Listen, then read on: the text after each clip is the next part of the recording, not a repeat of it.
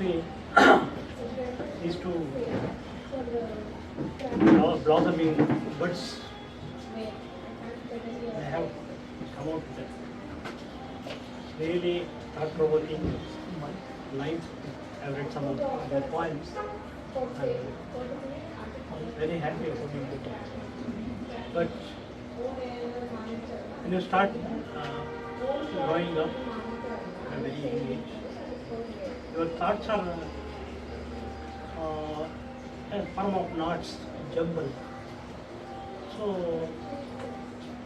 when you at this age, they start untangling the jumbled thoughts and make it into a real fabric of singles. That's what she has done and he has done. I like their and she said she is inspired by Sylvia Plath and Duffy. Duffy also I like around her poems.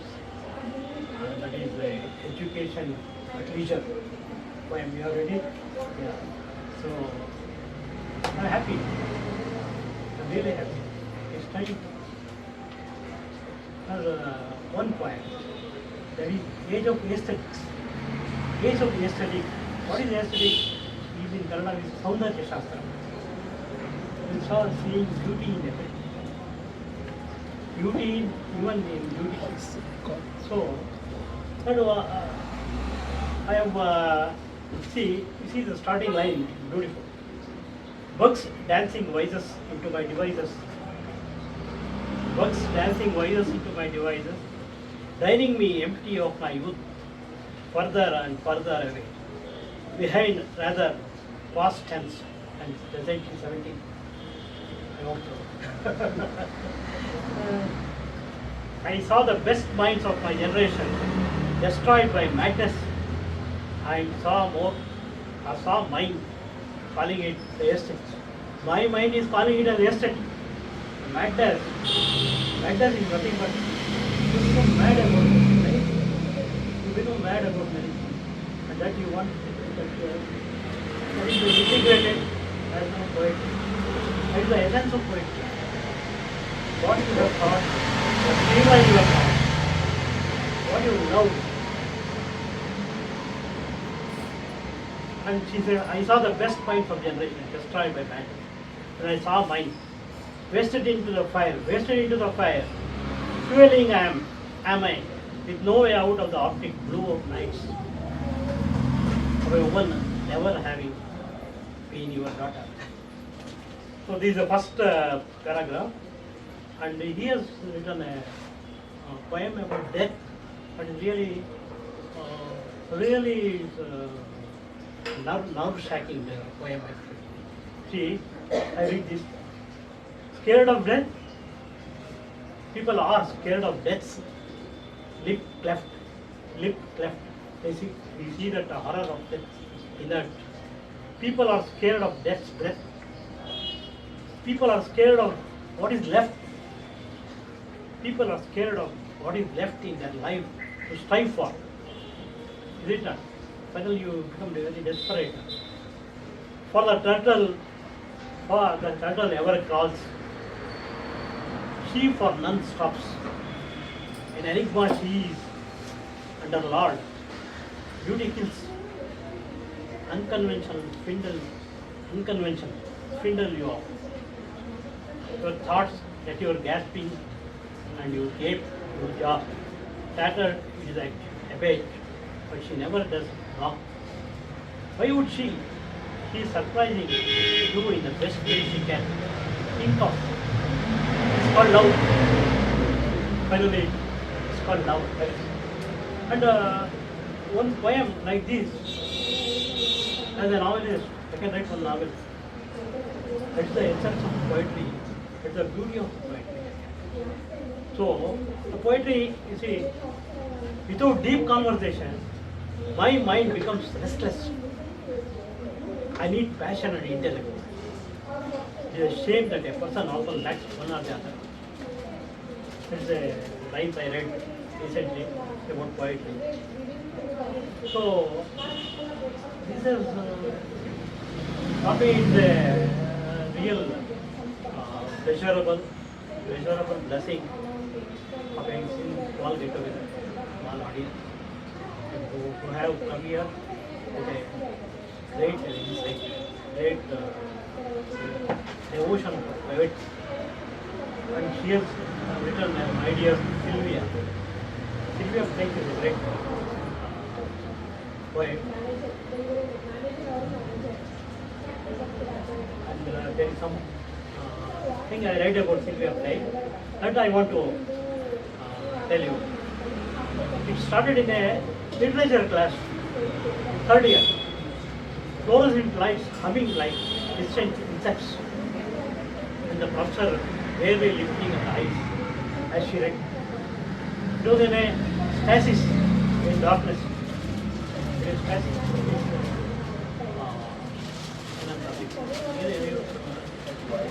Yeah. Then the substanceless blue core of door and distance. She also wrote about blue. Someone laughed nervously. Another shifted in their chair. I just froze. I didn't know poetry could sound like that, like a fever dream unraveling in real time. That was my first encounter with Sylvia Plath's Ariel. The collection I have, that Ariel, and it didn't feel like reading. It felt like falling. It didn't feel like you're reading. It felt like falling. Ariel is not a collection. It is a reckoning. These poems didn't speak. They seethe. They flicker between fury and grace, like a horse charging at sunrise. Every day I'm translating a book by William Faulkner for a poem of Asha Raghu. That is actually Sound and Fury. Similar ideas. So it's a greater book. Totally the whole novel is zigzag. But if you, even Marquez was influenced by William Faulkner. So it is very difficult to put into Kannada. But they gave me an assignment which I took it as a challenge. I have completed it in half now. Wildlife,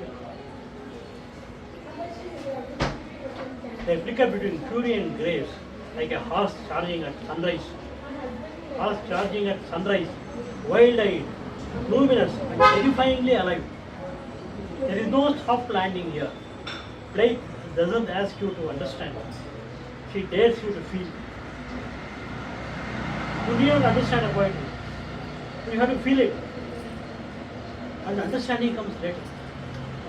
Suddenly when you read a poetry, you will be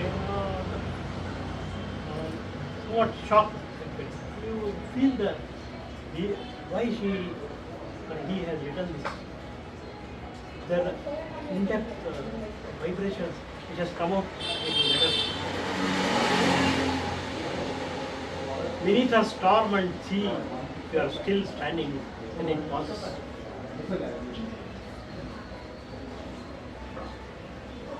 I read Lady Lazarus, that is one of the poems.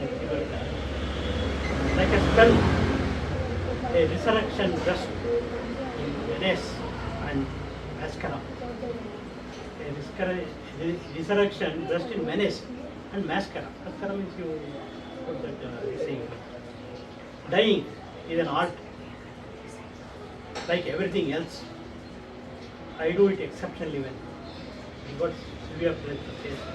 She commits suicide. She writes about death the way others write about love.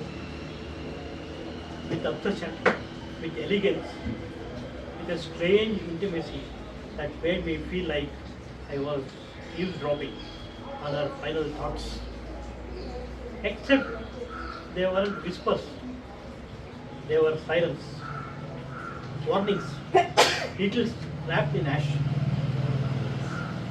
And Ariel isn't just death, it is motherhood, twisted by ambivalence. Nature rendered sacred and savage, the body body has a battlefield. The self as myth. The tulips, even the color red becomes invasive, hostile. In the poem Daddy, she detonates every polite silence is ever been asked to keep. And in the title poem, Ariel, she becomes pure momentum, riding not towards safety, but towards a kind of annihilation that feels almost holy. And I want to mention that many of the greatest poets, including Kannada and Duffy and Sylvia Plath, Virginia Woolf, she is a prose writer. In her novel Waves, we found a poem. Somewhere is there, I don't know how to recite it. But that is what the greatest poets are women. They have undergone that suffering much more than men. Women, they process the suffering into happiness. And they don't call suffering as suffering. They convert it.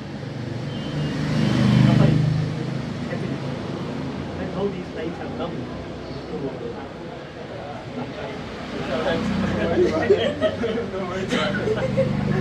So, with these words, I would like to end my short speech and my averings. Thank you.